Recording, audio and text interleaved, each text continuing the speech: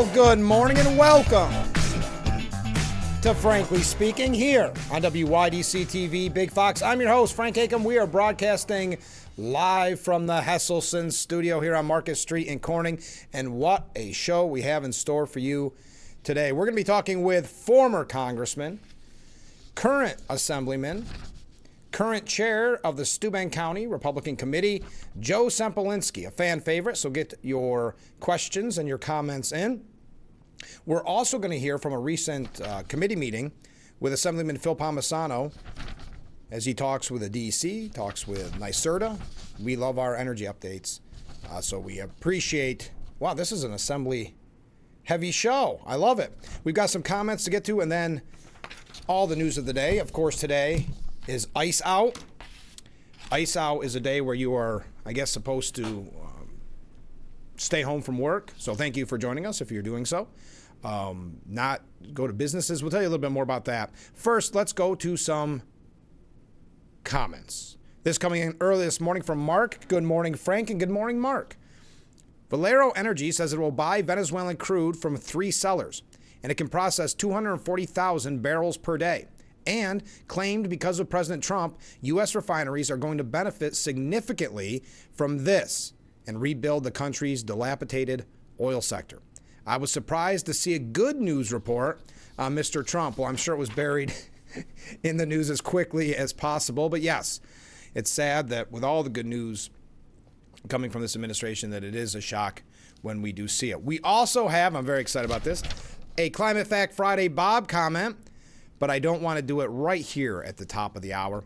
We're going to do it a little bit towards the end, maybe before Assemblyman Joe Sempolinski comes to the studio. So stay tuned for that. Look at how much excitement we have already on this broadcast. Yes, today is the anti-ice protests called Ice Out Everywhere.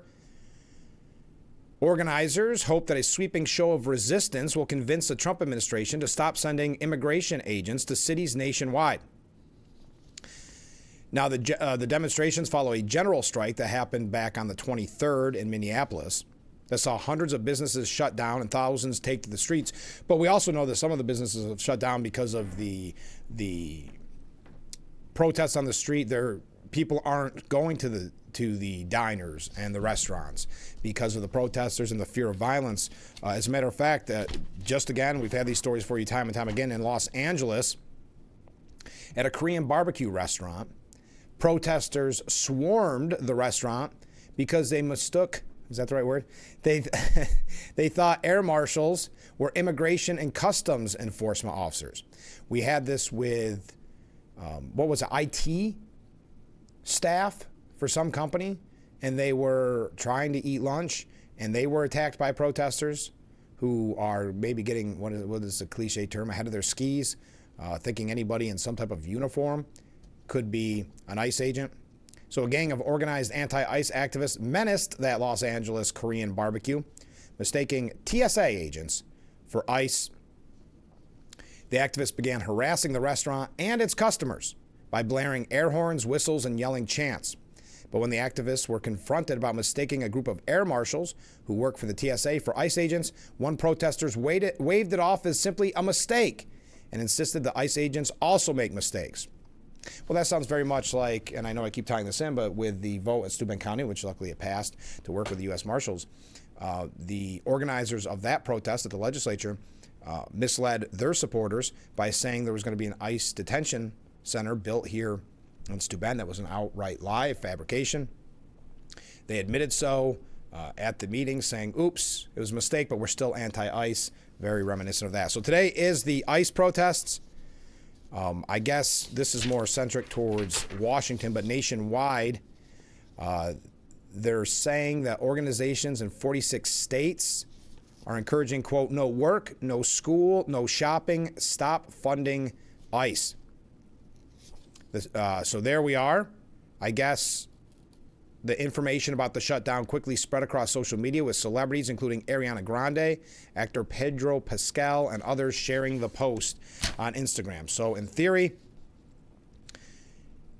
it's no work, no school, no shopping, stop funding ICE. And then there's also tomorrow, the National Organization 50501 has organized an Ice Out Everywhere National Day of Action. So if you are keeping track, that would be, Monday there was a protest.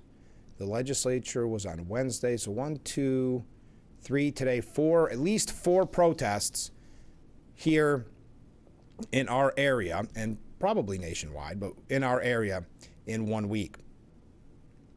Now, if you're curious, the organization of 50501 stands for 50 states, 50 protests, 1 movement.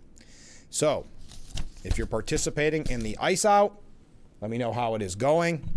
No businesses, no school. I mean, I know some are always looking for an excuse to take off work. So if that's the excuse you're looking for, have at it. Now, Senate leaders have a bipartisan funding deal in hand, but it remains to be seen whether they will avert a costly government shutdown as the clock ticks down towards the midnight deadline tonight. This coming from CNN. Lawmakers left Capitol Hill late Thursday after all rank-and-file senators could not come to an agreement to swiftly move the spending package, the contours of which negotiators from both parties in the White House struck earlier in the day. I know there were some Republican defectors. I don't have that list in front of me. John Thune said, I hope we can get these issues resolved. Right now, we got snags on both sides, but tomorrow's another day. Seeing here if it mentioned. Lindsey Graham said that he was one of the senators blocking the package, calling it a bad deal.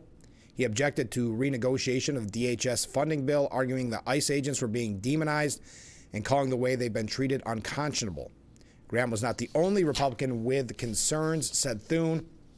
Schumer would not say anything about Democrat holds, but went after Graham and Republicans, saying they need to get their act together. So we're nearing another government shutdown, and this over ICE and DHS funding.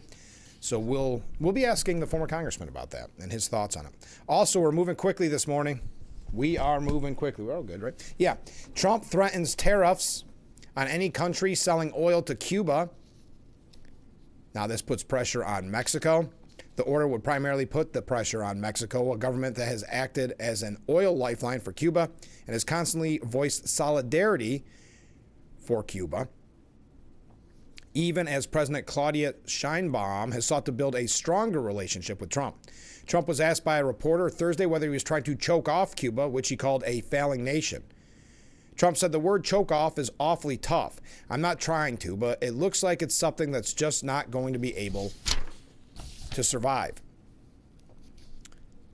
Trump and Sheinbaum spoke by phone. Afterward, asked by a reporter if they had discussed Cuba, she said no. Now, yesterday was the kind of, I don't know if you would, I guess it's the premiere of Melania, the new movie.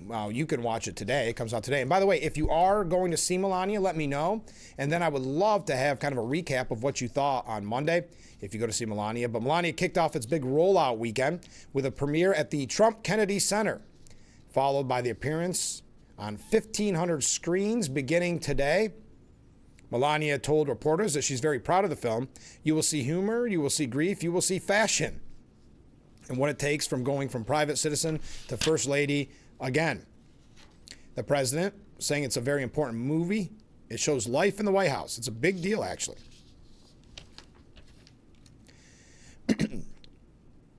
Asked about his marriage, Trump responded, we do like the way it worked out. There was a lot of MAGA names on the guest list. You had Second Lady with child, Usha Vance, Dr. Oz, Dr. Phil, Fox News host Maria Bartiromo. They had the whole, in this case, black carpet, not a red carpet. It's a nod to Melania's black and white brand. Several administration officials were also slated to attend, including Susie Wiles, Pam Bondi, Pete Hegseth, Marco Rubio, Robert F. Kennedy Jr., Sean Duffy, Steve Witkoff, and Kash Patel. And they're so busy, each of these members of Trump's administration, that it must be nice for them to have a little bit of time off to watch, I'm assuming, probably a 2-hour movie. I mean, Marco Rubio wearing so many hats that it's actually a meme now that is being joked about. Robert F. Kennedy Jr. said, I think Melania has been largely misunderstood by the public. I have nothing but admiration for her. She's been nothing but kind to me and to my wife since we moved to Washington, particularly to my wife, Cheryl. I think the press has portrayed her as a one-dimensional character, and that's not who she is. Now, Kristi Noem was also on the guest list, despite the tension over the handling of Minnesota. She responded to that. We may get to that later on, but we don't have a lot of time in this program. She was not, by the way, Kristi Noem, seen on the black carpet. Speaker Johnson was also there, along with Republican Representatives Ronnie Jackson, Pete Sessions, Mark Wayne Mullen, Marsha Blackburn, and John Curtis. So Melania opening up tonight. I would love to know what you think if you go to see it this weekend. I personally am just not probably a movie theater guy anymore, so I'll probably wait until it comes out on Amazon, but I do look forward to seeing it.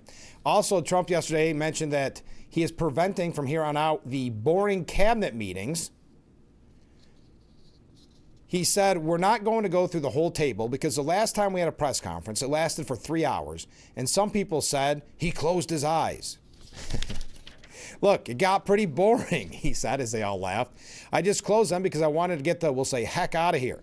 I didn't sleep. Trump also opted to forego questions from the press, a very rare move by the outspoken president. So there you are. We're moving quickly this morning. No more boring cabinet meetings for the president. We've got a lot more updates. We're going to go quick. Oh, by the way, if you've been following the race closely in New York, we know that it looks as if for governor it's going to be Bruce Blakeman. There was a man who, if you're even a little bit into the Republican Party locally, you've had the opportunity to see him numerous times, and that's Michael Henry. He was running against Letitia James, and he'd been doing so for quite some time. Very strong, very formidable candidate, but he has dropped out of that race to unseat Letitia James, saying, a source says, over the last 6 weeks, really since Congresswoman Elise Stefanik dropped out, he has been feeling a sense that we are not well positioned for victory. Henry did not want to be a sacrificial lamb, the source said, especially since he was facing a primary race. So we can talk more about that as well. Keep those waves, keep those comments coming in. I know it's cold out there. You may be boycotting and not sending in waves because of ice out. I don't know. Comment if you are. We got to take a short break. Stay with us. We've got Assemblyman Phil Palmesano coming up a little bit later on from clips from his Energy Committee meeting. We're also going to hear, speaking of energy, from our good friend Climate Fact Friday, Bob. So stay with us. We'll be right back after this. Frankly Speaking Roof Cam, brought to you by Boss Security in Horseheads. Contact them today for all your business and home security needs. We are back, broadcasting live from the Hesselson studio. I did want to mention just quickly that Trump has announced that he will announce his Fed chair nominee this morning. The speculation by the Wall Street Journal believes it'll be former Fed Governor Kevin Warsh, long considered to be Trump's shortlist. So just as an update. All right, we got some great viewer comments here. Who is funding these protests, and why aren't they being investigated, or better yet, charged with creating mayhem and arrested? Is Soros a possible suspect? Well, Soros was always a possible suspect.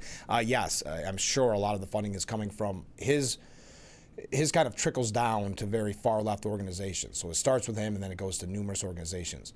And you've heard me say this before. Yes, a lot of it is paid protests. A lot of it, you see the professional signs and the like. To me, I guess I feel bad for the people not making money off of it. Because kind of like we talked about the misinformation at the Steuben County legislative meeting about an ICE detention facility being brought to Steuben County, which did not happen. I shouldn't put it that way. Was never going to happen. That was not in that story at all. That was a fabrication. It was a lie.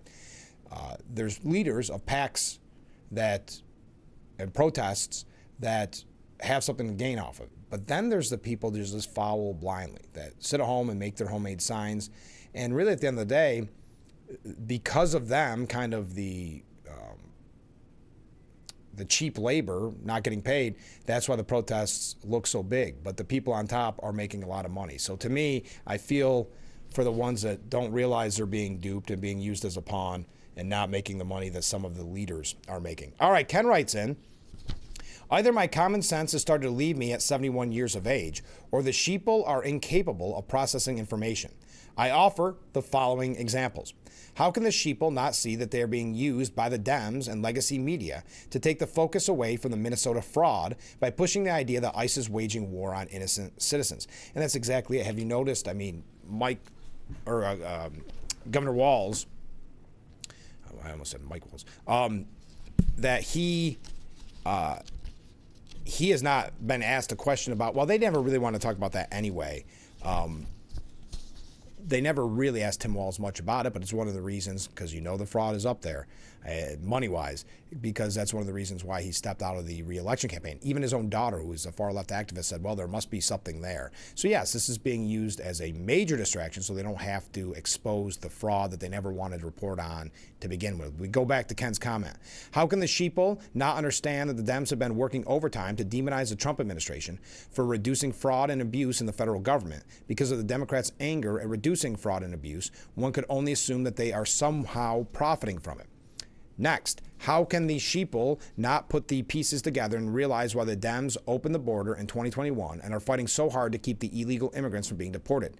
It seems so simple to me. The Dems are successful in getting illegal immigrants included in the census. The largest of the blue states, California, New York, and Minnesota, are losing large amounts of their population due to the Democrats' liberal policies.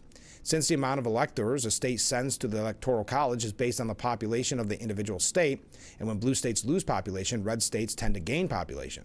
So, if the blue states can keep the illegals in their state, the chances of losing electors is reduced. The other reason they don't want the illegals deported is that eventually they will become voters, sympathetic to the party that brought them here and supplied them with housing, medical, and welfare.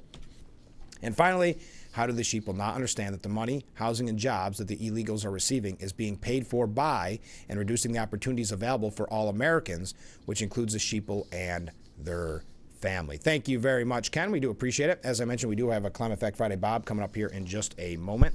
Hey, I wanted to mention this because you saw my coverage of Linda McMahon. It was such an amazing event. Coming to Celebrate America 250 to Elmira. We had a clip where I asked her a question. Linda McMahon, of course, the education secretary.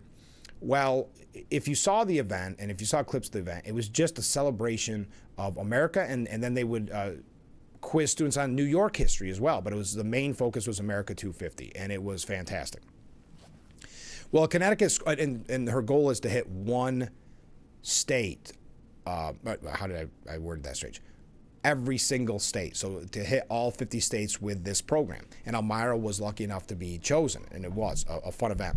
Well, Connecticut School District canceled an event with Linda McMahon after reportedly receiving concerns from woke parents. McMahon was supposed to visit McKinley Elementary School as part of her History Rocks tour, which entails visiting schools across all 50 states in connection with the administration's celebration of America's 250th anniversary. Fairfield Public Schools told families on Wednesday night that the event was called off after many families said they would keep their children home from school. Quote, following this evening's announcement about the Secretary of Education's planned visit to McKinley on Friday, we heard from many families who expressed concerns and shared that they were considering keeping their children home. So a heckler's veto. What the grown-ups in the room, the superintendent and others did was cave to a heckler's veto, meaning that because some people expressed concern, they censored Linda McMahon's visit. It's pathetic in response to parents saying they'll keep their kids at home, but again, they're probably looking at funding. At the end of the day, it probably boils down, the cowardly action boils down to money. What a mistake. I mean, the honor of having a sitting cabinet member. I mean, that's why, and I said it at the time, in Elmira, those kids were so excited, participated. You never know. They're high school kids. You never know.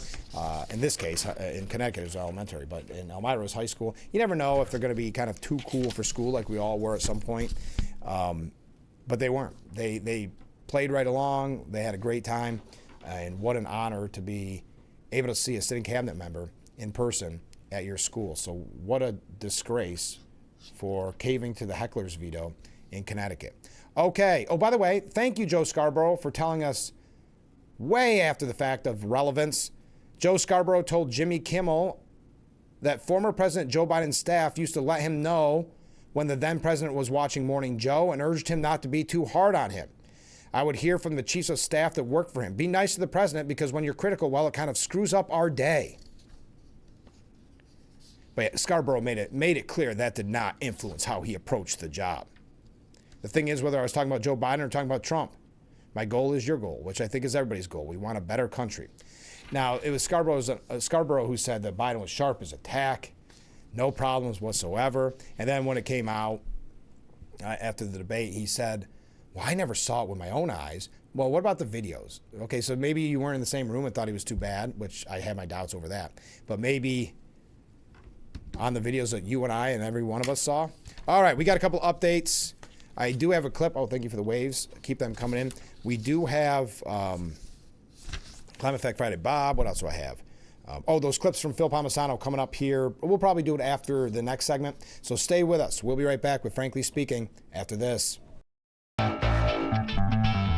The Frankly Speaking Roof Cam, brought to you by Boss Security in Horseheads. Contact them today for all your business and home security needs. We are back, broadcasting live from the Hesselson's studio. Coming up in the next break, we're going to hear from Assemblyman Phil Palmesano. And also, before we kick off Phil's committee meeting, we're going to hear from Climate Fact Friday Bob. All right, as an update from earlier in the week, a Florida nurse who said he would not, quote, perform anesthesia, is that how you say anesthesia, for MAGA patients, has relinquished his license. Effective today, Eric Martindale is no longer a registered nurse in Florida, said Florida Attorney General James Othmeyer. Healthcare is not contingent on political beliefs, and we have zero tolerance for patients or partisans who put politics above their ethical duty to treat patients with the respect and dignity they deserve. Now, in the since deleted post on social media, and that's when you know you made a mistake. Thought he was going to be a hero amongst his echo chamber, amongst his friends, that he cared the most, that he was the most offended, the most aggrieved. And he went on and said, quote, I will not perform anesthesia for any surgeries or procedures for MAGA. It is my right. It is my ethical oath. And I stand behind my education. I own all of my businesses, and I can refuse anyone. So he didn't think about the licensing part of that, I suppose. And it's his ethical oath not to give treatment, anesthesia, to members of MAGA or people that support Trump. Then, in another major embarrassment reminiscent of Anthony Weiner, he claimed his Facebook account was hacked. So someone hacked his account and put a statement that he wouldn't perform his duty on MAGA patients, and we're supposed to believe that he was hacked. That's when you know this guy was not ready for the situation he was kind of hoping for, but it went too far because he was so cruel in his statement, so full of hate. A high-ranking official in the state, familiar with the situation, confirmed that Martindale relinquished his license, adding he broke the compact agreement by moving out of state to Indiana without notifying the Florida Board of Nursing.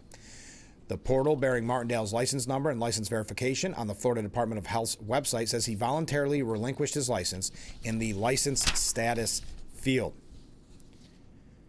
Now, according to the website, voluntary relinquishment does not constitute discipline. Now, we've had others in the medical field that have said similar, but I wanted to give you that update. By the way, Tim Walz insinuating that the fatal ICE shootings are kicking off a civil war. Did you see this? He said, is this a Fort Sumter? And this was in an interview, a glowing interview with Atlantic. The Atlantic, please, if anyone in the Trump administration is watching, let's stay away from the Atlantic in the future. Minnesota Governor Tim Walz saying, it's an armed force that's assaulting, that's killing my constituents, my citizens. Now, if you're not a history buff, though I know many in this audience are, Fort Sumter was a federal fort in South Carolina that was attacked in 1861 by state militias who were trying to secede as the Republican Party pressured states against using slaves in their economy instead of citizen-operated machinery. So after invoking Fort Sumter, he brought up John Brown, the abolitionist, who earlier stormed a federal arsenal at Harper's Ferry, West Virginia, in 1859, fueling violent conflict over slavery that erupted in the Civil War. Guns pointed, American at American, is certainly not where we want to go. But he suggested he may escalate the conflict if the federal government does not let his city continue using illegal migrants in its economy. saying Walz said that he wants to see a major drawdown of federal agents and dramatically different tactics. He said he gave Tom Homan a window of several days to reorient the operation. That window actually closed yesterday. If we don't see a massive change here, I have no choice but to go back and tell my folks that you're not doing it. Okay. Now, again, keep in mind, today is Ice Out Day, where people are not going into work or to school or going to businesses in protest. And then there's another protest tomorrow. So by my count, 4 protests here in our area in 5 days, but we'll say a week. By the way, Tim Walz, as who we just mentioned, former vice presidential candidate, current governor of Minnesota, he says his time as a political candidate is over. He said, and I quote, "I will never run for an elected office again, never again." Now, remember, there was talks, especially before the fraud, and you know he's terrified of what these fraud investigations are going to uncover, because for him not to run for re-election. But you remember, there was actually people calling for him to be a presidential candidate, folks, before the fraud was exposed. Not all the fraud has been exposed, but I'm saying when the initial stories broke, he was still talked about as being, I know we laughed about it, but I'm just telling you, there were circles that believed he would be a presidential candidate.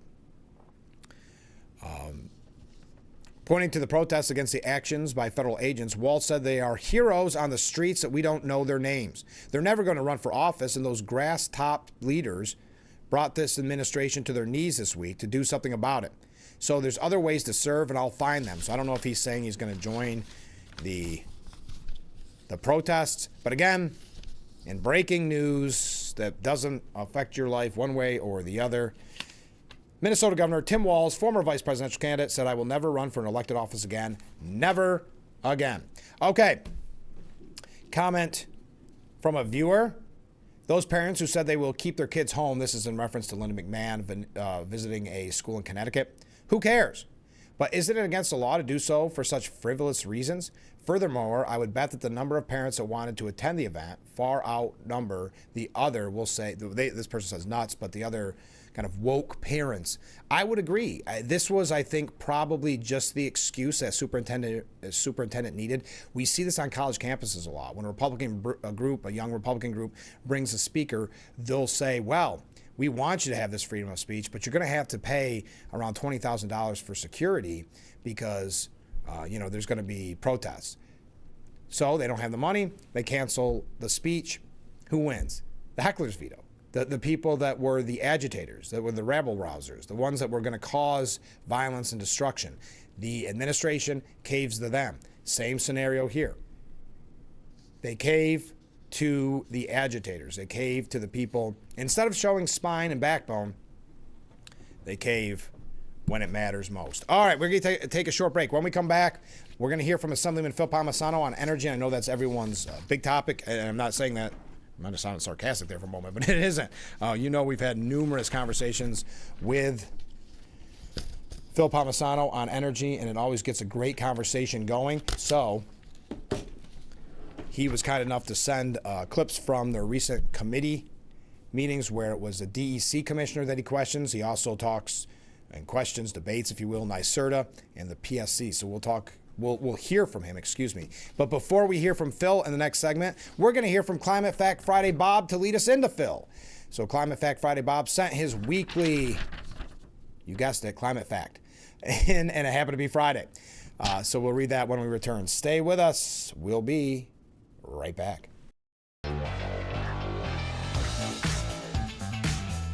The Frankly Speaking Roof Cam brought to you by Boss Security in Horseheads. Contact them today for all your business and home security needs. We are back broadcasting live from the Hesselson studio, and we're having a heck of a good time this morning. We've got a couple comments from viewers, one being Climate Fact Friday Bob, and then we're going to hear from Assemblyman Phil Palmesano. Mark writes in, you know what makes me mad? It's the fake news calling illegal citizens and migrants, and let them get this right that they are illegals and migrants. Let's get this right. They are illegals. I understand. Let me try that again, Mark. My apologies. You know what makes me mad? It's the fake news calling illegals citizens and migrants. Let's get this right. They are illegals and broke the law. They didn't migrate here. They were shoved here out of prisons and asylums. Thank you, Mark.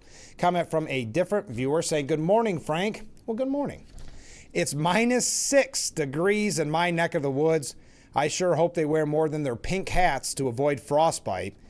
I'm being kind. Yes, I love that. Being kind in quotes, which remember, that was the protest motto. There's been so many, but when be kind, as they were screaming at you, keying your car and spitting at you.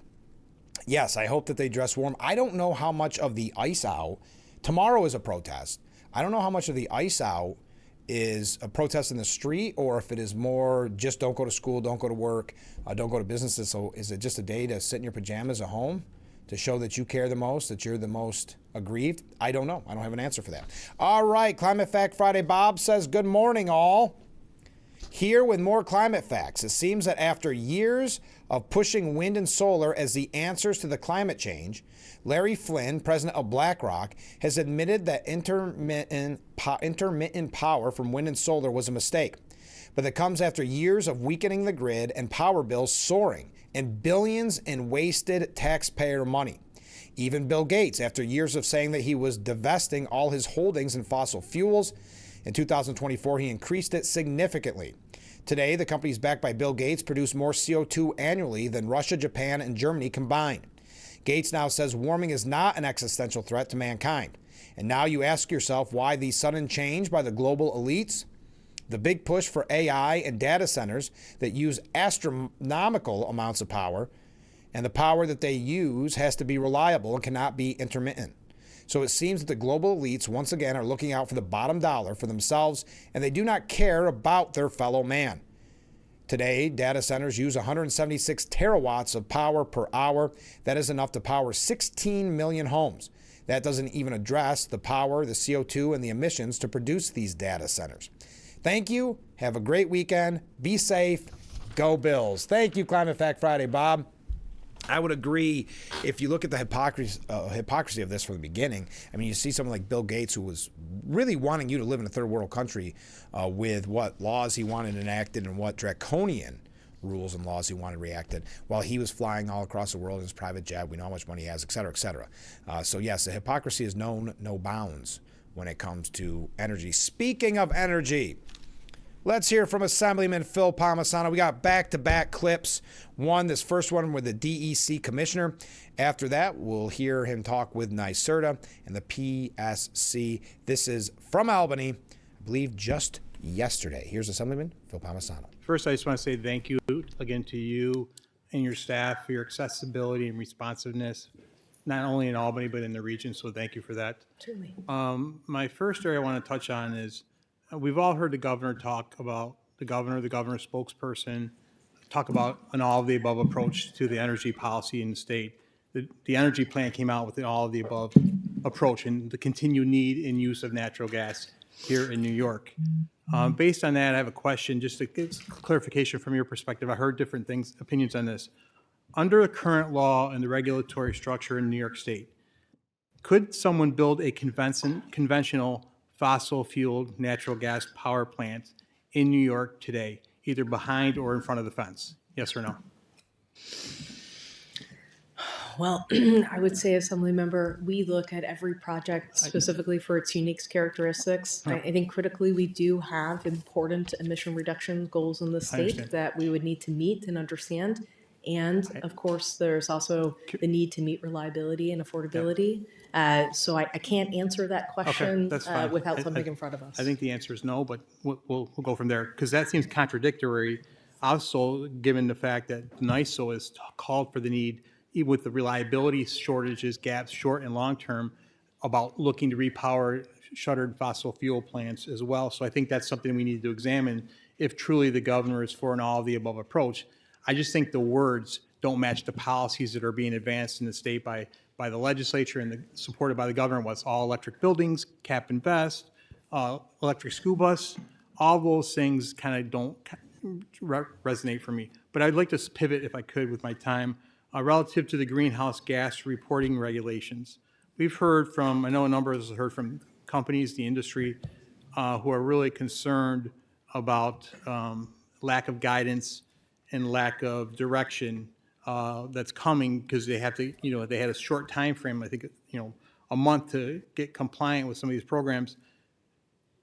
Is there going to be enforcement discretion? Is there going to be guidance that's going to be provided to the industry to ask? Because right now they're not really sure what's going on, and you can go down the list of industries that are concerned because there's no guidance or direction, but yet they have to comply with these greenhouse gas emissions reporting.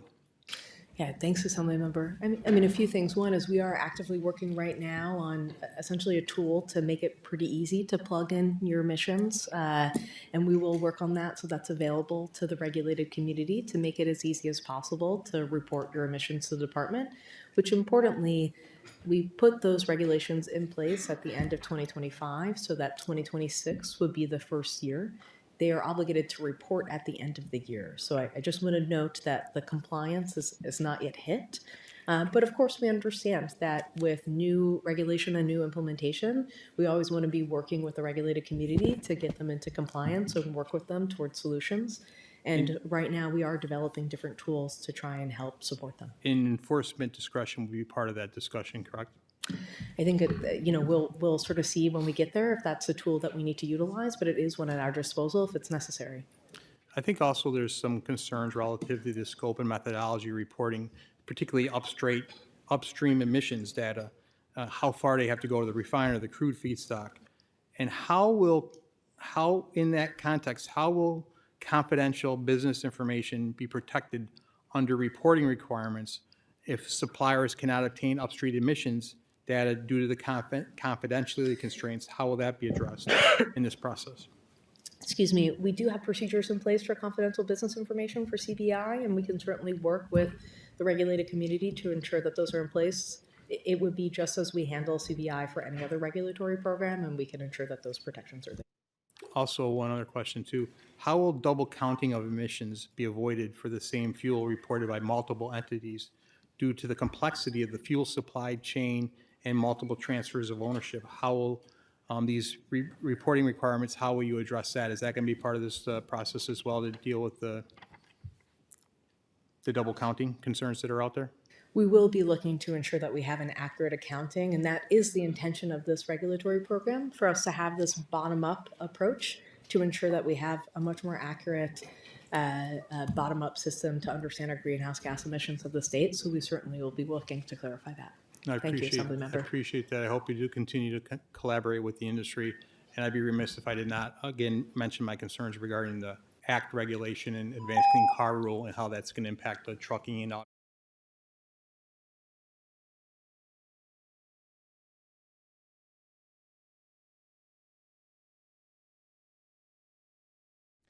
The Frankly Speaking Roof Cam, brought to you by Boss Security in Horseheads. Contact them today for all your business and home security needs. We are back, broadcasting live from the Hesselson studio, and here is part two. By the way, I just want to say, Climate Fact Friday, Bob, that was an exceptional climate fact. I really appreciate that. I didn't praise it enough before we went to break. Right now, we hear part two of Assemblyman Phil Palmesano. This is with NYSERDA and the PSC. Thank you all for being here today. President Harris, it was nice to do the road show with you this fall on the energy plan. I always appreciate your accessibility, all of you. Before I ask my question, I kind of want to put this in context. A lot of the frustration on our side of the aisle has been for a long time the cost. Never a true cost analysis, fiscal analysis done on the CLCPA. The fact of the matter is, even from the Climate Action Council estimates, we're talking about more than $250 billion, upwards of $500 billion by some studies, all because New York only contributes 0.4% of global emissions. China contributes 30%, has 1,000 coal plants and building more each and every day. I know the commission, Mr. Christian has said it's the aging infrastructure, but it's also these green mandates that are driving up these costs. You know, the governor is quick to blame the utilities, but don't take responsibility for these policies. In 2019, the residential electricity rate was 17 cents a kilowatt hour. Today, it's over 26 cents a kilowatt hour. That's not my number. That's on NYSERDA's website. The cost to convert your home over from natural gas to full electrification on this electrification march is more than $20,000 to $50,000. That's not affordable for New Yorkers. Also, even the energy plan that just came out, the monthly increase, including capital construction costs, We're talking about a $594 a month increase. That's the projection in the energy plan, not our plan, your plan, the governor's plan. That is not affordable. And I often hear the governor talking about affordable and reliable energy. I hear about the all of the above approach. I'm starting to wonder what all of the above really means because the policies aren't matching the words. On that fact, I'd like to ask a question that I mentioned, and I think this is a yes or no answer. I asked the DEC commissioner, under the current law, can someone build a conventional fossil fuel natural gas power plant right now, or can they not under the law? Especially with the governor talking about build your own grid, build your own power, that's part of the equation. Can they build that, yes or no? So as it is today, if a developer wishes to construct a new plant, the process is in place that would allow them to do that. They have to go through a traditional permitting process, siting process, and they could construct a new plant. A natural gas power plant. Okay, I just want to be clarified on that because I've heard differently, so I want to get your answers on that.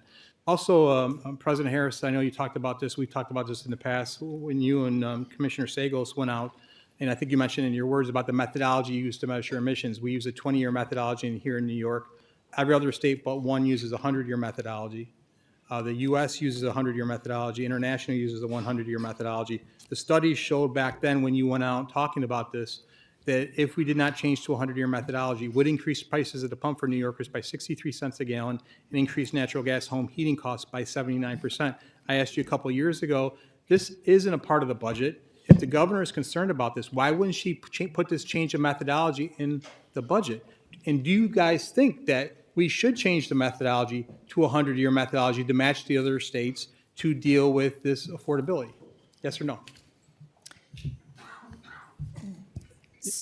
I'm going to have to, well, I'd like to start by saying I don't have an answer with respect to a strategy or a legislative approach that is planned by the governor and her team. Okay. But what I will say is the state energy plan, of which you're well aware, really did look at the ways in which our accounting places unique burdens on New Yorkers. And it does so both by virtue of setting a different measuring stick in multiple respects. There's 3 different aspects of our accounting methodology which differ from international standards. But it also, in an indirect way, limits the resources that we may rely upon during this transition, such as renewable fuels, biofuels, and otherwise. So it's a cross-cutting issue, and as a result, it does create a view that we are not making progress toward our climate goals, when in fact we are making measurable progress, as we have just laid out in our testimony. Thank you. Again, I think all the above strategy, the policies aren't matching the words. I talked about the all-electric buildings, cap and invest, all-electric school buses, one thing after another. And we know that ratepayers, and my colleague mentioned about the $2.4 billion that's sitting there in an account, that by your fiscal plan, by 2028, it's supposed to be up to $3.5 billion that's been being collected from the utilities that's just sitting there. We know that ratepayers are paying more than just building the grid. They're paying for buildings. They're paying for EVs for people to subsidize that. And people wanted to pay for electric snowblowers too. Shouldn't we give that money? Isn't it a better use of that money? And Massachusetts, it's my understanding, is doing this right now under Democratic administration and Democratic legislature. They're giving that money back to the ratepayer. Wouldn't that $2+ billion be better to address the fiscal affordability crisis rather than continue spending it for green programs? Wouldn't that be better for those people? I believe you're referring to the Regional Greenhouse Gas Initiative Operating Plan Amendment and the funds that we commit through that operating plan toward various programs. I'm not talking about the Reggie, I'm talking about the utility assessments, that the utilities are sitting there with over $2.4 billion, as Chair my Christian. colleague mentioned. Wouldn't that be better? I'm saying, I think my colleague said, would that be better for direct ratepayer relief rather than paying for more green energy programs at a time when customers and people are hurting? So you'll have to forgive me. I'm not familiar with the exact assessment you're referring to and the $2.4 billion number. We have a variety of different programs through the Systems Benefit Charge and other charges that ultimately do provide benefits to New Yorkers throughout the state. I can clarify it, Mr. Chairman. NYSERDA asks for money from the PSC, and then you approve it, and when they call for it, you provide it to them. Mm-hmm. That money's sitting in their utilities, the coffers, waiting for NYSERDA to call for it. Wouldn't that money be better spent to give to the ratepayers? I believe so. So on that question, because it's right on the NYSERDA report, and that projection is supposed to go up to $3.5 billion by 2028. If the governor, we care about getting ratepayer relief, we should give that back to the ratepayer. Massachusetts is doing that. And Mr. Christian, I wanted to ask you too, there's the CLCPA did not have a pause for affordability, but there is a pause for providing adequate and safe electric service. The NYSO's said the red flags. There's been a petition that's come before you to ask for a study of that done. Are you ready to act on that petition and have a hearing on that? And are you ready to act to put a pause on the CLCPA because of the reliability concerns that are being been on? That's your responsibility. It seems like there's a concern there. Will you act to pause because it's necessary? Yes or no? So specific to the question of open petitions before the commission, we're not at liberty to discuss those as they're under evaluation, and I don't want to necessarily create a conflict that may adversely affect a future decision. But every petition that comes before the commission is reviewed, and we make our determination on how to act in due time. And I hope you're ready to act to pause the CLCPA because of the language in the CLCPA that says for affordable or for reliable, safe, effective electric service. There's a lot of calls. Thank you.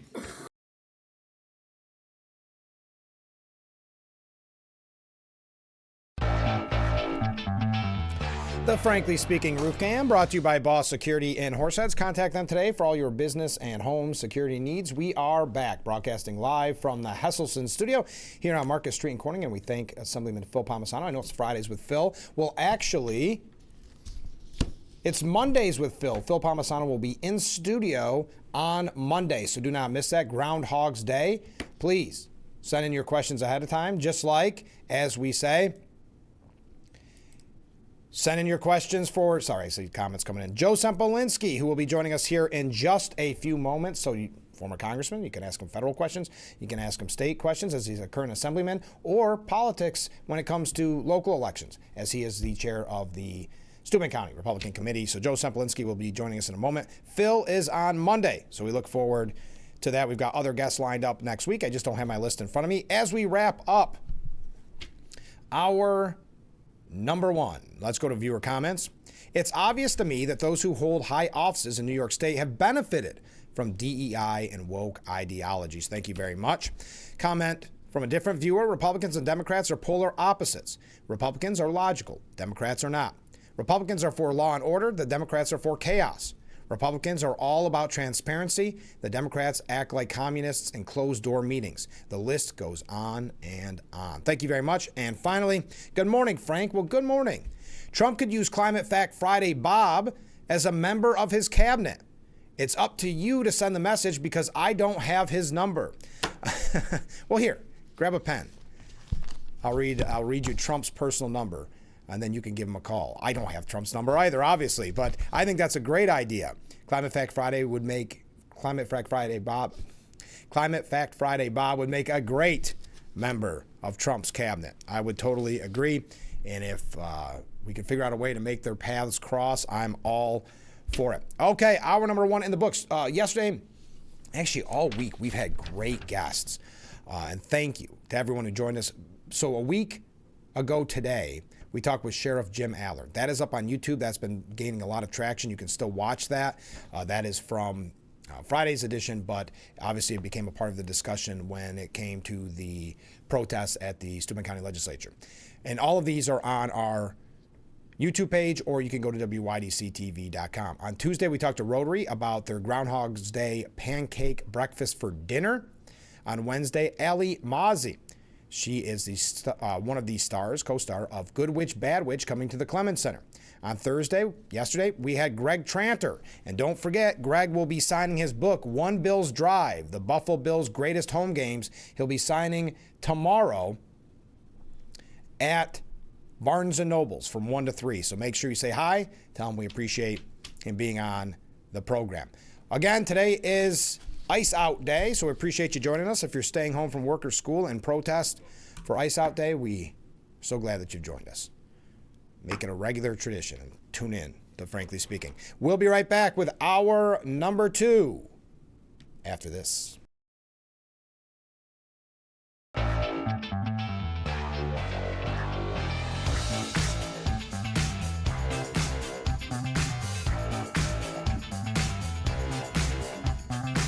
we welcome you to hour number 2 of Frankly Speaking here on WYDC TV Big Fox. I'm your host, Frank Acom, and joining us in the Hesselson studio, it's former Congressman, current Assemblyman Joe Sempolinski. Good morning, Joe. It's cold. It is brutally cold. Cold out there. Not in the studios. No, not in the Hesselson studio, the hot tub. Yes. The conversation and the temperature are Always warm. hot in here. Yes. All right, we got some viewer comments. I'm trying to help the ice out everywhere. Yes, thank you for coming in on Ice Out by writing them a snappy chant to get the public's attention. Thank you, Ken. I'll read the hey ho ho once, but that's such a pet peeve of mine. Not your fault, Ken, just the protesters. Ice has to go. We want crime instead of snow. We're wasting our time with nothing to show. Our TDS is here to stay. I like it, Ken. Thank you. I'm protesting, another comment. I'm protesting ice today. There's a sheet of it between the house and the barn there. How do taxpayers apply for a rebate for lost time that our children lose in instruction when teachers ice out? Or do you say this happens tomorrow? No, the ice out is today. Then there's a protest tomorrow nationwide as well. That means in Steuben County, I should say, 4 protests in 1 week. We had the one in front of Langworthy's office. We had the one in the legislature. I saw that. And then now you have one today, and then you have one Saturday. I don't know where they find the time. And Mark finally Yeah, says... I have to go to work. I know. So, yeah. I know.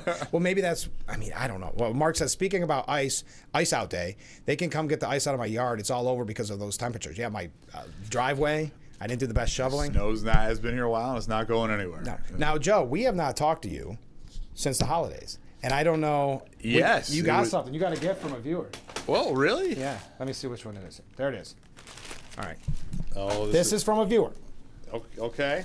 The big racing.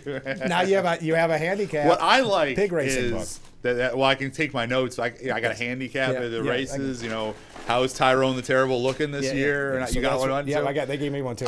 So Phil gets one too. What I like about this, Frank, is it shows the community that you've built, Yes. right? And Where then- and all joking aside, and we don't joke about pig racing, but No, all joking no. aside, whether it's the first iteration of the show with the radio or the TV version of the show, which I know accesses even a younger demographic because of the absolutely. TV. I've been out and about with parents and their children saying, "Oh, are you that guy that goes on Fridays?"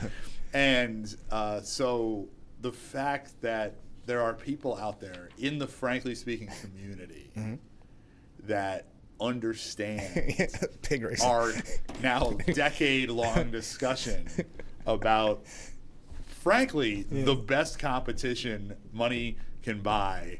And it's free. Well, you have to pay a ticket to the end of the fair. Oh, yeah. But yes, but once you're in, it's Yeah. included. Yeah. It's just all American. It is. And I think that is hilarious. I think that's great. Yeah. So there you got notebook. It did actually include a cookie that has not made it Oh, by okay. January 30th. All right. Well, So that that's- will happen. Yeah, so I apologize. That is but isn't funny. that nice? Thank you to the viewer. Yes, I have yeah. mine proudly here by my side. Hey, by the way, before we get into shutdown, we get into ice and all these type of things. Did you see? We had such a good time. Last time I saw you was at Linda McMahon visiting Elmira. Yes, Like, what an that's amazing right. event. You were covering it Yeah. for the station, and I was there as a very nice invited guest. The congressional office from Mr. Langworthy's office reached out and invited a lot of the local elected officials to come, and I was excited. I thought they did a really neat job, and it was. And the kids were into it. Like you never know with high school what was kids. different because I go and talk to a lot of schools, Yeah. and sometimes you get there and you say, "Hey, I'm an assemblyman," and you get some nice questions, and sometimes I just don't care. And this was an assembly, and you know how kids are always excited to go to an assembly, and so it was all about civics. Yeah. It was learning about New York State and about the Constitution and the history of the country in 1776 because of the 250th anniversary. And so it was, and they were still into it. Yeah. And so I thought that it was a really neat program. I didn't know exactly what they were going to do. No, me either. And as it was unfolding, the energy from the Elmira High School students was pretty neat. And they had their vice principal, I guess, up there was the guy getting them all asking the questions and what have you. So good for Secretary McMahon. That's the second time I've had a chance to be in the same room with her over the last 3-4 months, once in Washington and then once at the auditorium in Elmira High School, which is cool. And also what was neat is that what they were doing is a tour around the 50 states, making 50 stops for the 250th anniversary of the country. And the one they picked for New York is Elmira, and that's a pretty cool thing too, considering sometimes we don't get the attention I think we deserve in the southern tier, and I agree. people go to New York City or Buffalo or wherever. And I'm so glad you put it that way. Such an amazing opportunity for our area in Elmira. Now, fast forward today. A Connecticut school district has canceled an event with Education Secretary Linda McMahon after reportedly receiving concerns from parents. So the superintendent at this Connecticut school, McKinley Elementary School, this was elementary, in the Fairfield Public School District, caved to the heckler's veto. Yeah, I think that's inappropriate because remember, she was not there campaigning. No not one at all. at the entire event said vote for or against a particular candidate. Yeah. She is a sitting member of the president's cabinet. She is running the Department of Education. Whether you like or dislike the current administration, whether you like or dislike Ms. McMahon, she is the Secretary of Education. The Secretary of Education wants to come to your school. Isn't that an opportunity? Isn't that something that's exciting? Once in a lifetime opportunity. I can't remember the last time a sitting cabinet member, obviously we had Mr. Zeldin around quite a bit before he entered the cabinet, but the last time a sitting cabinet member came to the southern tier, I can't recall. It's probably not in my lifetime. And so at a certain point, you have to sort of respect the office. Yeah. And again, I got to be clear, the programming was about civics education. It really was. For children. It was as all-American as you could possibly see. And in fact, what I heard from people was there were some parents in Elmira that thought it might be a political thing they didn't agree with, realized what it was, and sort of took down some of their posts and calmed down, realizing that this was about as wholesome gets. It really was. And again, nothing political at all. So I'm very pleased with how everything went in Elmira and how people of all different political backgrounds, dealt with this in the way that it was intended to be presented, which was civics education. And the folks in Connecticut need to take a lesson from the folks in Elmira. I totally agree.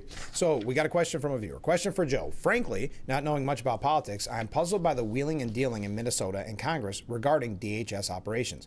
Yeah. Maybe I am naive, but I did not know that the enforcement of federal law was up for negotiation. Yeah. Do you think I can negotiate not paying IRS this year? Yeah. And I think what the viewer is putting their finger on is the thing that sort of bothers a lot of not just people on the right, but sort of people in the middle. And probably, to be fair, some people that are moderates on the left about this whole thing is if you don't like what the United States immigration law is, feel free to vote for a candidate that agrees with your position. Exactly. Feel free to run for Congress.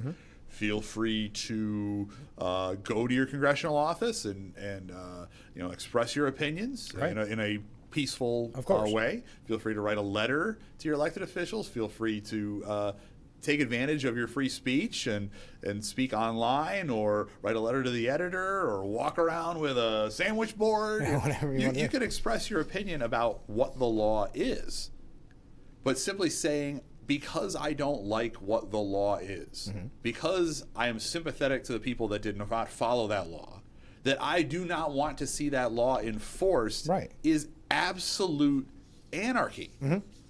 You could even have a position about how the law is being enforced. I would even concede that. You can have a discussion about, because people that are enforcing the law have to follow the law as well. And is discretion being used appropriately? These are legitimate conversations. But just to say, I don't like the law as it exists, the law under previous administrations had not been enforced basically at all. Right. And now suddenly someone's enforcing it. I don't like the fact that the law exists. I don't like the fact that it's being enforced at all. We're going to do something to prevent that. And you have states and local jurisdictions now saying they won't cooperate. That's been a long-standing policy in the state of New York as a sanctuary state. New York City is a sanctuary city. You can't. That's not how the system works. Right. If you break the law, there are consequences, or at least there should be consequences for breaking the law. These other conversations are a separate conversation. Absolutely. And sort of just say, oh, don't come to our city. Our area is an area where you don't want to enforce that law. That is simply flies in the face of the rule of law. It flies in the face of our constitutional government. So again, you can have your opinion on immigration. Right. You can have your opinion on how things are being done. But to simply say we will not allow laws to be enforced in certain portions of the country is absurd. It really is. A comment from a different viewer: the Republicans should not even come close to negotiating federal law with the Democrats. That's absolutely absurd, using your term. Let them shut down the government if they want. Maybe they'll drive their approval rating from 18% to single digits. It's a fair point. I mean, it's frustrating to watch. It is. And we can jump all the way to the kind of the ICE and the protests and like that. I had some state stuff we'll get to here in a little bit. But we saw. And one point is the president's now sent Mr. Homan into Minnesota, and that's being viewed, I think, by people on left and right as the president making efforts to increase the professionalism of how laws are being enforced. And again, how is important. I concede that. So, Mr. Homan is a professional. Mr. Homan has enforced immigration law under Republican and Democrat administrations.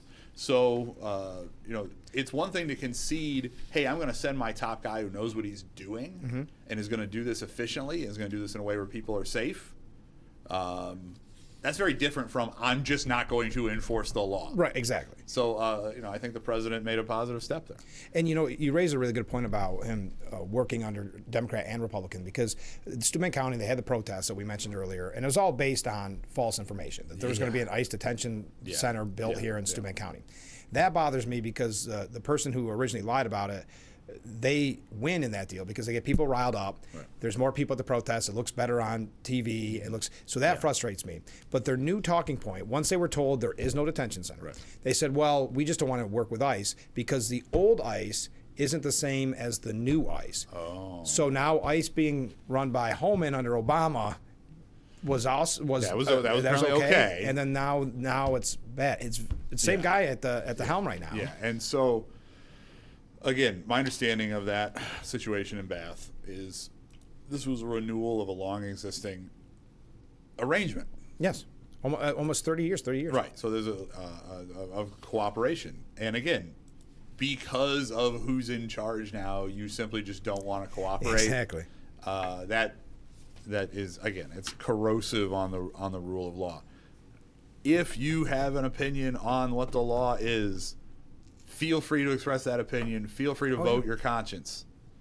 But then to say we simply will not enforce the law at all. And again, I think Homan going to Minnesota increases professionalism. I think it will make it more efficient. I think it will make sure the right people are being arrested and that people who haven't done anything wrong or don't get caught up into it and that there's, nobody wants violence or anything. No. But that is a better enforcement of the law. And calling for better enforcement of the law, or even calling for a different law to be passed, is very different from I don't like the law, don't ever enforce the law, leave our city. The people that say we shouldn't have ICE at all, there are people. Well, then you're just saying we're not going to enforce that law at all. Well, that's again, it's anarchy. Well, it's teetering on defund the police, right? Where they're starting to use the same kind of talking points, and to this viewer's point, saying "Good morning, Joe," and "Good morning, Frank." I have to believe that the number of people who support ICE far outweigh those who don't. Would you agree? I think so. I think the landslide victory of Trump, which his biggest issue was running on immigration, I think you're 100% right. But it's just what's frustrating is, like you said, with the sanctuary cities, and there's no help for ICE, so they're not trained to be crowd control. They're not trained, so it gets them into a powder keg situation. Well, let's look. ICE is enforcing immigration law throughout the country. And there's this flashpoint in Minnesota. Right. There are other jurisdictions where the local law enforcement cooperates and collaborates. Right. And you don't have the situation like you have in Minneapolis. And so I think that there's a lesson to be learned there. And again, if you don't like what the law is, if you want somebody to be in a different status, then again, lobby your congressional representatives. Don't try and block an ICE agent from doing their job. Well, look at something as simple, and I know we talk about it a lot, and we're going to talk about it later in the program, but before we go to break, petition season is coming up. Get involved, whether it's take out petitions, whether it's run. If you want to see change, you've got to do it the right way. This idea of, and listen, like peaceful protests, I'm all for it. Yeah, sure. That's Tea Party, look at the times we had great times. If you want to walk around with a sign expressing your opinion, if you want to stand in front of my office and yell at me, whatever, that's fine. This is America. But that's very different from interfering with a law enforcement action. Absolutely. All right, we got to take a short break. Stay with us. This is Frankly Speaking here on WYDC TV, Big Fox. The Frankly Speaking Roof Cam, brought to you by Boss Security in Horseheads. Contact them today for all your business and home security needs. We are back, broadcasting live from the Hesselson studio. In that studio, Assemblyman Joe Sempolinski. We got a lot of New York State issues, and we want to talk about the state of the state and the budget and your thoughts on that, and lawn equipment. I was curious about your thoughts on lawn equipment. But See, if before you that, get the gas ones, you got to really. yeah, I know it's good. It's good workout. Yeah, right. It's yeah. Sometimes it doesn't go the first time. You no, gotta really, I know you got to pull it. But before that, we had the breaking news that came out kind of late last night, early this morning. Michael Henry, who many of us got to know pretty personally. I mean, he's been around our area a lot. GOP challenger to Letitia James has dropped out of the race. I talked to Michael last night. Michael he was our, to put in context for everybody, he was our nominee for Attorney General. He was on the November ticket 4 years ago. He was one of Mr. Zeldin's running mates on that ticket. And then he, at one point, was looking at running for state party chairman, and then has been openly announced as a candidate for Attorney General for about a year and a half already for this cycle. And what I want to say about Michael is, one, we reached a point where him and I were talking about 3 times a week, recently, and he's become a good friend. I spent a lot of time with him in the 22.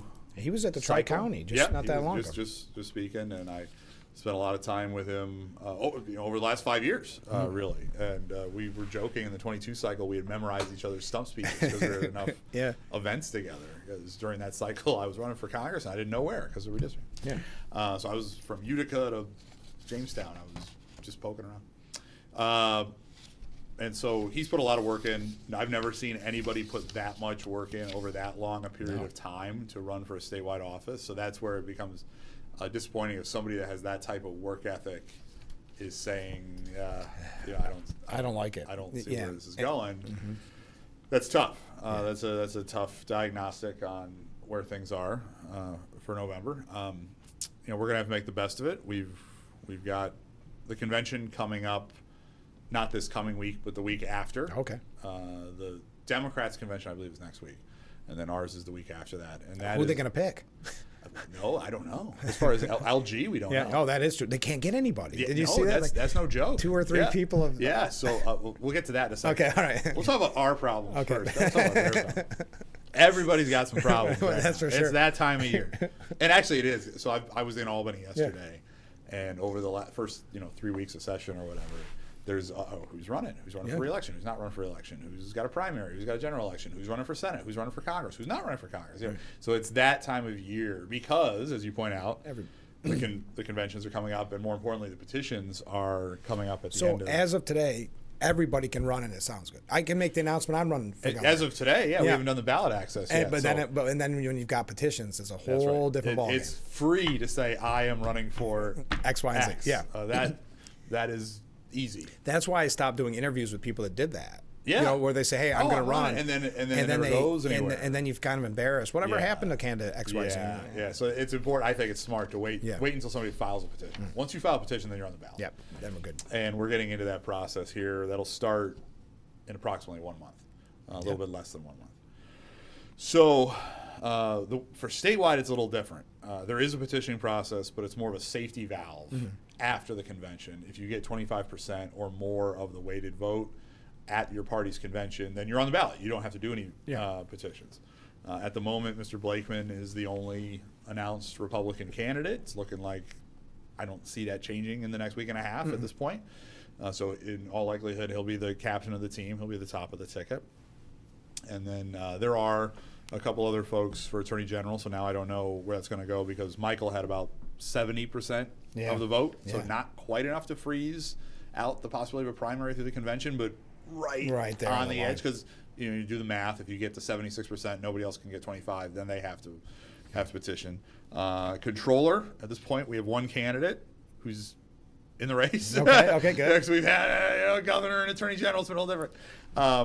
Mr. Hernandez, who I had lunch with a few weeks ago, seems like he'll do a good job. And then obviously, Mr. Blakeman has to select or propose to the convention technically his running mate. And I've heard rumors about different folks for lieutenant governor. I don't know where that's going to go. That's much more of a question for the top of the ticket. On their side, there's been a little bit more attention, I think, because their convention is earlier, that it's literally in a few days. Yeah. And we don't know yet who the running mate's going to be, because the current lieutenant governor, It's not going to be him. yeah, he don't have an office anymore. No. He don't have a Cell phone, he right? doesn't Email? have an email address. Yeah. You know. So actually, he does technically have an office because he is still president of the Senate. So Okay. he has a little nook Okay. next to the Senate chamber, but the lieutenant governor's office is on the second floor. Boarded up. So what I'm saying is the lieutenant governor is primarying the governor. Yeah. So there needs to be someone else that the governor sort of suggests to her party. There's been different rumors, but one of the persistent rumors is that she has offered it to a couple different people. They said one person, I can't remember the name, Yeah. offered to him twice, like a scorned lover, like a. I think it was the I can't want to say the remember. Brooklyn borough president and That's one of the awkward. state senators who's viewed as like an up and coming state senator, and both of them reportedly, allegedly, turned her down. Maybe more than once. Yeah, that's right, and those are the ones we know about. Yeah. And because who knows if there's more? I don't know. Did she offer it to you? Not yet. No. Okay. All right. I don't know if she has my number. I'll take it. Oh, you'd be Hochul's running mate? Yeah, why not? Don't put that on the record. No. I'd make changes in there. That's right. Yeah, that's how you get from the inside out. Yeah. But so we have. So obviously, the story this morning is, our former nominee and the leading candidate for Attorney General dropping out in the wake of Ms. Stefanik dropping out last month. So the context I want to put on that is this is not a Republican-specific issue. Yeah. Would I have preferred Michael, who again has become a good personal friend, stay in and run? Absolutely. Yeah. Would I have preferred Elise had stayed in and run? Sure. Absolutely. I was an enthusiastic supporter of Ms. Stefanik. But the other team can't find anybody to be lieutenant governor, and whoever it is going to be lieutenant governor number 3. Because remember, her first one got indicted. Yes. And we don't even remember him because it happened so quick, happened so long ago. So there are recruitment issues for statewide office that is in a bipartisan issue this year, and this is something that will be sorted out one way or another within the next 3 weeks. Quick question. I know nothing about Blackman. It's Blakeman.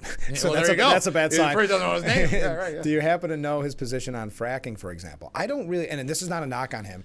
He has said that he's going to come speak to upstate because he believes he'll have to struggle in upstate, which is unfortunate. Right. So we'll learn more about him. I don't know. I'm assuming he's a. Yeah, I mean, I have not discussed fracking with Mr. Blakeman. He's the Nassau County executive, so I don't want to put words in his mouth, but I'll put context on it. Where I'll tell you somebody who is a Long Island guy who was running for governor, who I did have this conversation with, was Lee Zeldin. Right. So this was early in Lee's race, and I ran into him in D.C., of all places, and we sort of were talking. I'm driving back from Washington. So this would have been like September of 21. So an eternity.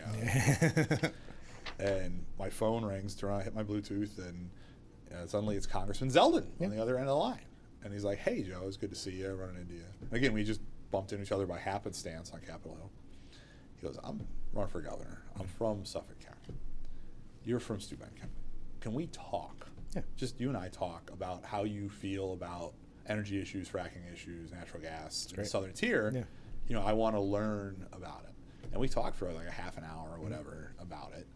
And I was very impressed. So the reason I bring that story up is I can't claim to understand every issue in New York City. I can't claim to understand every issue in Nassau or Suffolk County because I'm from Steuben County. I try to do really well understanding issues in the Southern Tier and in the Finger Lakes. I think I do understand those, the work I've done. But I can't claim to have that knowledge of other portions of the state of the country. Why is it that? But you need to have somebody who has that curiosity, and I think Mr. Blakeman is sort of cut from the same cloth, where he's going to want to learn what makes the Southern Tier tick, just like he's going to need to learn about the North Country. And frankly, that's not a Blakeman-specific thing, because if the candidate was from Corning, they'd have to be downstate a lot learning their issues, which are very intricate. But why is it that in the Assembly specifically, Democrats from Manhattan City, they know about upstate farming. Oh, without yeah. listening. No, we can't get into that. Oh, that's right. They The- wanted to ban those cows. Well, that is a. But that's a prime example. I had that. I said it explicitly in a hearing last week, where we were talking about how it was about truancy in schools, Yeah. and at one point, the chairman from Queens and I had a very different perspective, and I did concede. I go, listen, I don't understand Queens, Yeah. but my job is to make sure you understand rural areas Yeah, of the state. exactly. So you got to listen to me on that, and It's it a was trade-off. received in the positive, mode in which I had offered it. Yeah. We got to take a short break. Stay with us. We'll be right back with Frankly Speaking after this. The Frankly Speaking Roof Cam, brought to you by Boss Security and Horseheads. Contact them today for all your business and home security needs. We are back, broadcasting live from the Heselson studio with Joe Sempolinski. A lot of comments come in. Yes, thank you. I've had a few people send this. It's so interesting to see Obama and Clinton and some of their past speeches on immigration. Yeah. So there's that one from Obama. I saw it, I want to say in the Drudge Report? No, it couldn't have been. They went a different direction, but I'll try to find that. But yes, I have watched it, and I suggest everybody watch it. Yeah, the Democrats 25, 30 years ago were dramatically different Yes. on immigration enforcement than they are now. A comment. The only reason the Democrats want a government shutdown is because they were rewarded with 2 governors in blue states. This is about midterms, not ICE. They failed to gerrymander Virginia, so chaos is their backup plan. I think there's something to that. Yes. Comment from a different viewer. I have to say the chemistry, the energy when Joe is on your show is refreshing and uplifting. Thank you to Joe. Thank you to you and Joe for a great interview. Well, thank you, because normally I'm very bland That's and right. uncharismatic. Well, that's why because we're actually it's 2 friends from high school talking about politics. Exactly. And I That's think why that I'm comes always across through nervous. the camera. I know what we're going to say, forgetting we're on the mic. Wait. There doesn't get the point. Oh, wait. There's a little green light there. Yeah. There's about 200,000 people out there watching. Oh, here we go. You're going to like this. I just can't help myself. Joe Sempolinski for governor. I am not a candidate for governor. That I appreciate that. Yeah, it is a nice and I've had statement. people say to me that I should do statewide things in the past, and different slots on the ticket or state party positions. I am running for re-election to the state assembly. Yes, good. And speaking that- of which, yeah. we had the state of the state. We had the budget. What were your thoughts? How are things going in Albany?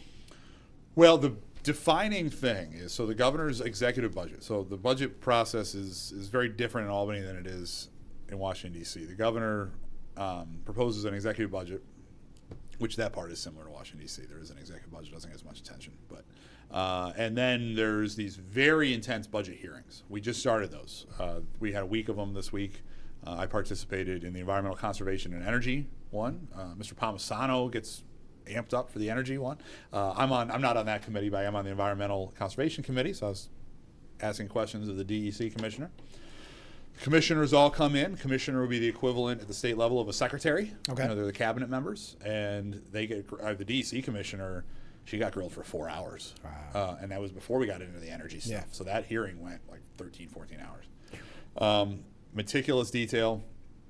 Then they produce what is called one-house budgets, and what was very transparent suddenly goes behind closed doors for the most crucial part of it. But we're right now in the very meticulous, very transparent, positive portion of the process. So the governor's executive budget proposal is $260 billion with a B dollars. Yeah. That's well over $250 billion. It is an increase from last year. And what I've said to people, I said on the record, that's as good as it's going to get. It's going to get more lefty, more aggressive from there. The mayor of New York City, former assemblyman, now mayor, Zohran Mamdani, has already said he wants more taxes, he wants more spending.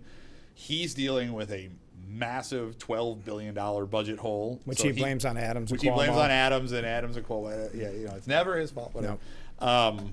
So he's going to be looking for money. So he's going to come to Albany looking for money for that.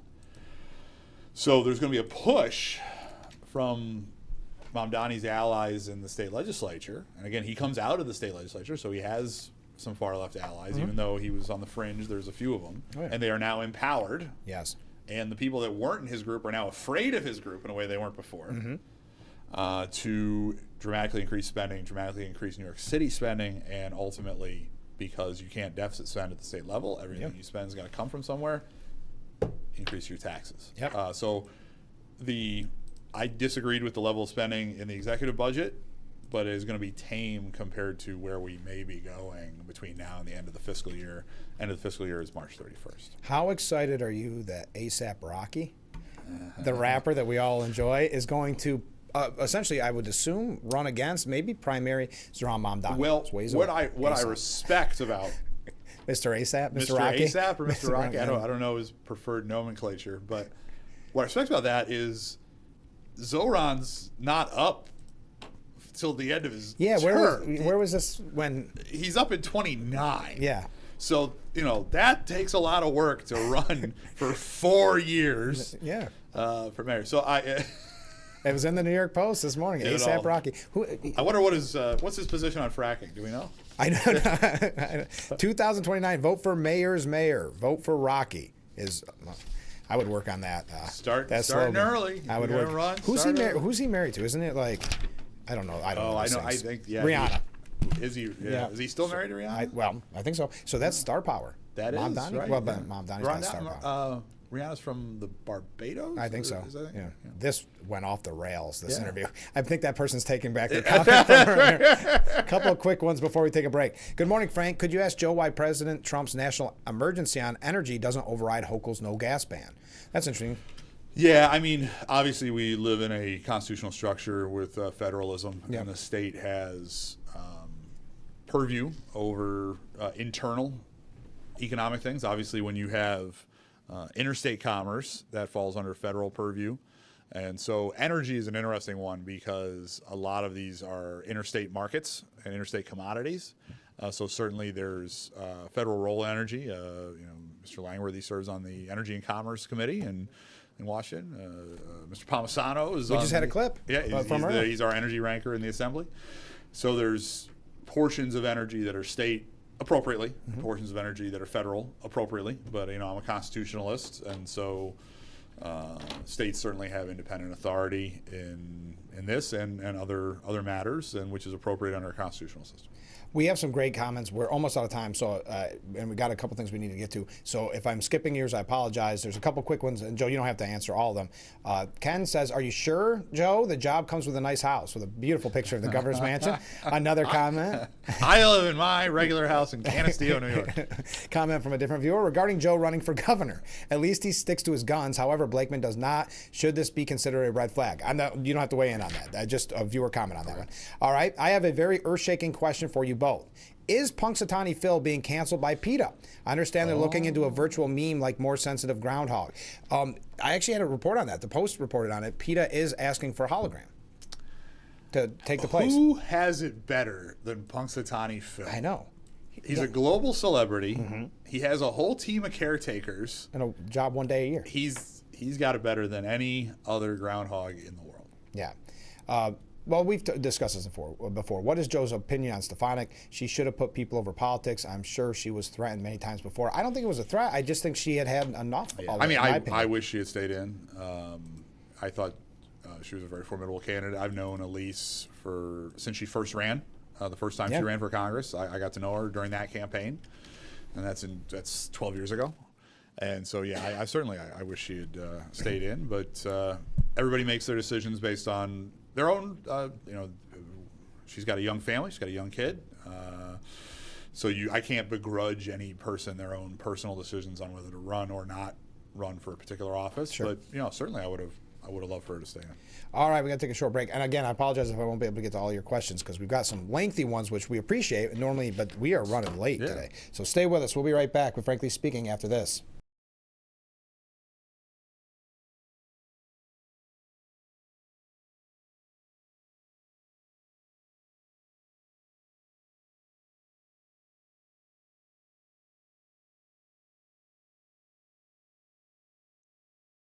Frankly Speaking Roof Cam, brought to you by Boss Security in Horseheads. Contact them today for all your business and home security needs. We are back broadcasting live from the Hesselson studio. In that studio, something been Joe Sempolinski. Comment for viewers. This whole show's been great comments. Yeah, we got it's great. And I love again, it. You can feel the energy. And I feel bad that some of them I just have to miss because of just the length. I apologize. I could never get on board with a groundhog shadow outweighing the fact that a person either does or does not see his shadow in order to predict the weather. Okay, I don't understand that. I don't quickly know why their shadow is more potent than my shadow or your shadow. That is a good question. Yeah. Comment from a different viewer.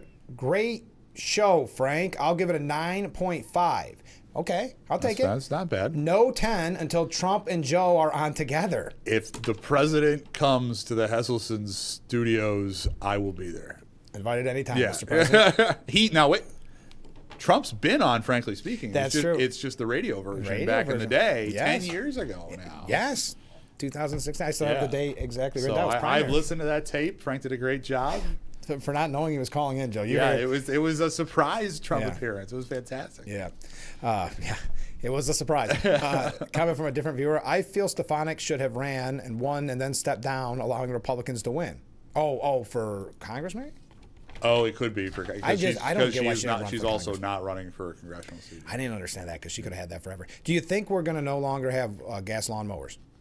I mean, what about, more importantly, we look in the background, snowblowers? Yeah. Well, listen. The idea of sort of blanketly banning a particular type of product, I'm against.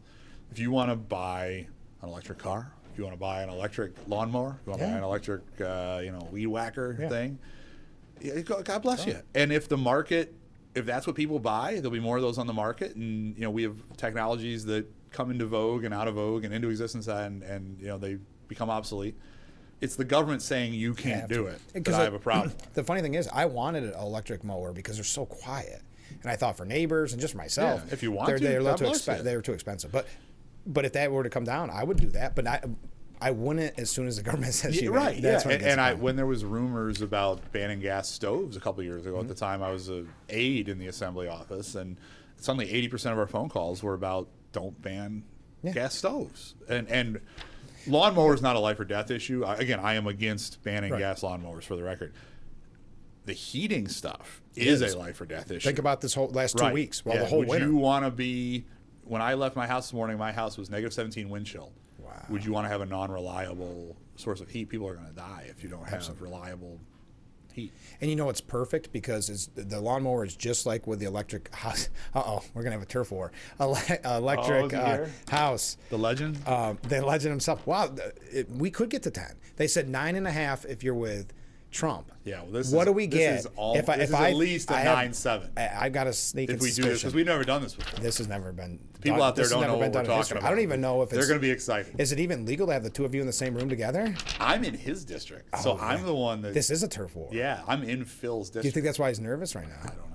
Okay. They don't know exactly what we're talking about. It's No, Phil's no. coming. Yeah, Phil's yeah, see, creeped Gotta by tell the slowly. folks out in TV land what's they going don't- on. They don't want to get nervous. Yeah. Before Phil comes in, petition season, as we mentioned. If people want to get involved, what's the best This way is to the get time to involved? do it. So petition season for Congress, state senate, state assembly, some county and local offices that are now in the even year.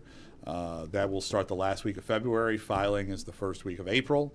And this is the time. Everybody needs those signatures. For instance, Mr. Spalding, running for re-election county coroner, needs 1,000 signatures just For in Steuben coroner. County. Keep that in for mind. Coroner. Yeah.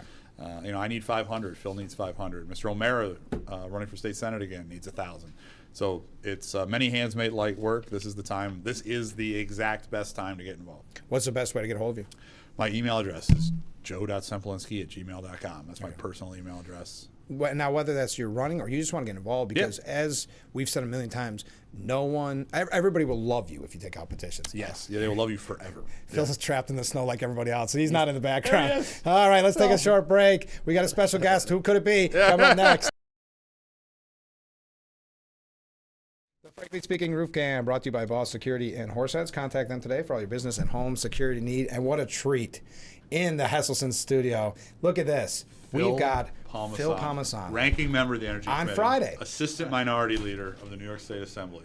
I don't know Philip Palmesano. I don't know right if it's a here. treat or a trick. Well, I mean, this is exciting because we had a viewer earlier that said it would be a 10 out of 10, frankly speaking, if Joe was with Trump on the show. I think it's a 10 out of 10 with Joe and Phil on the show. This is exciting. Look, listen to this comment. I'm not even making these up, folks. OMG, both of my favorite guests together at once. Wow.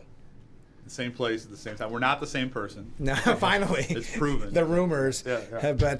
By the way, Phil, here is your pig racing notebook as well Yes. from a viewer who said Friday Phil. from Santa. Oh, that's great. Isn't that Thank you. nice? I appreciate that. All right, so I don't even know what to talk about. It's just fun having you guys both in the room.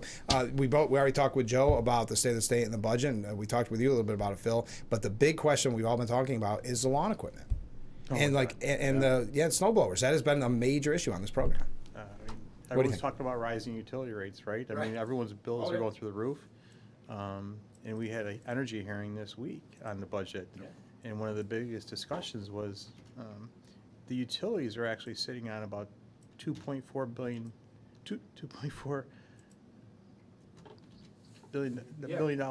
of funds, 2.4 million, not billion, but still 2.4 million of funds that could bring. Billions and millions mixed up. Now that's how bad things went. Yeah. Actually, no, I believe it is. It's a lot of money. Let's put it that way.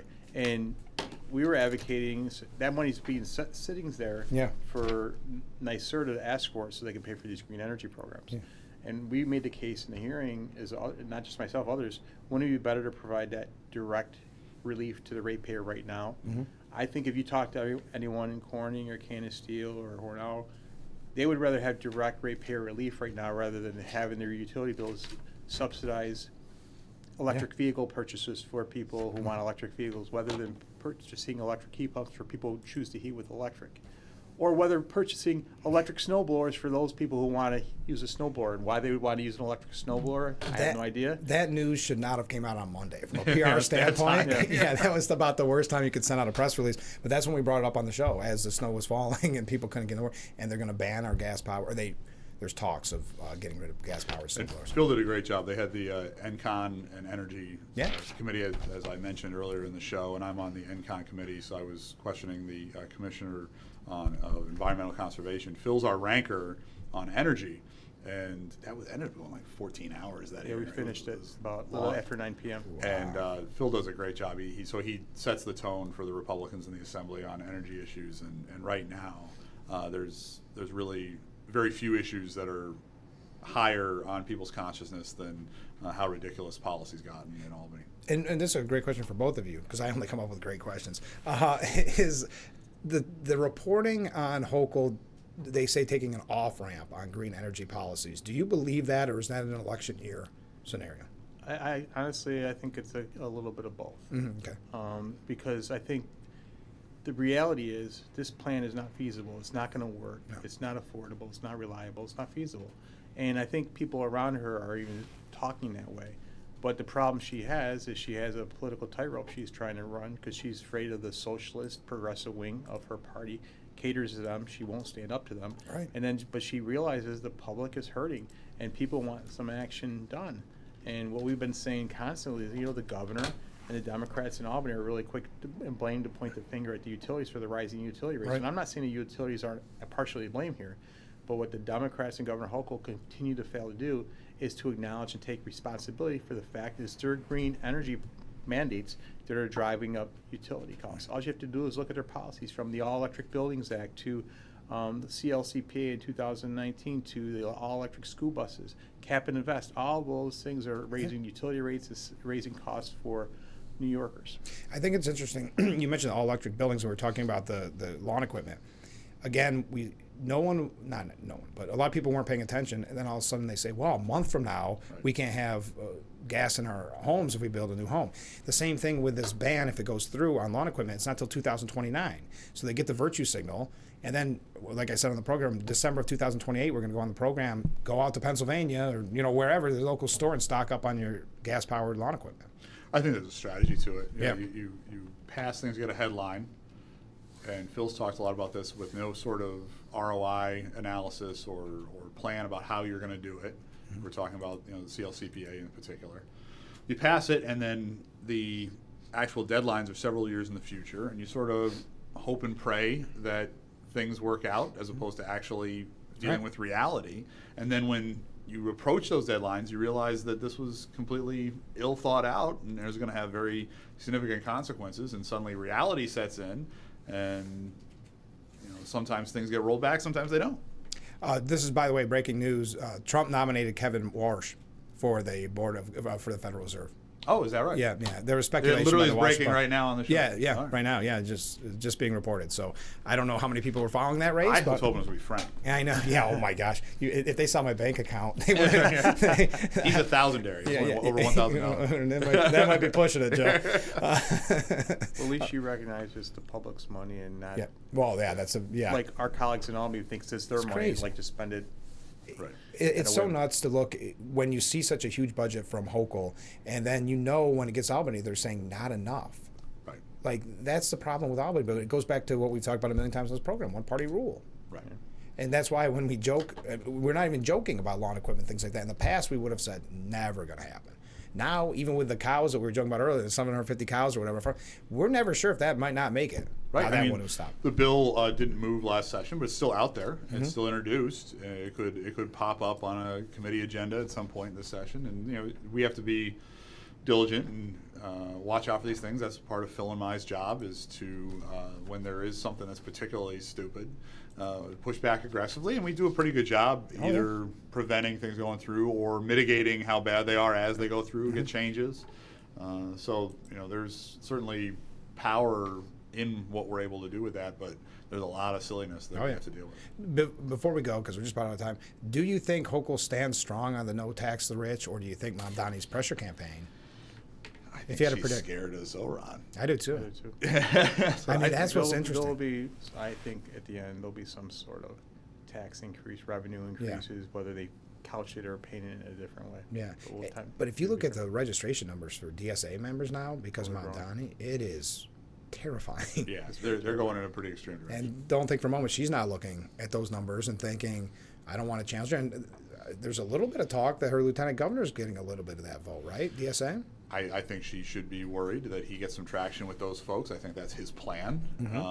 And primaries are unpredictable. It's a long time between January and June, and so she is going to, I think, cater to that electorate during the budget process because that will be happening in the midst of that primary election.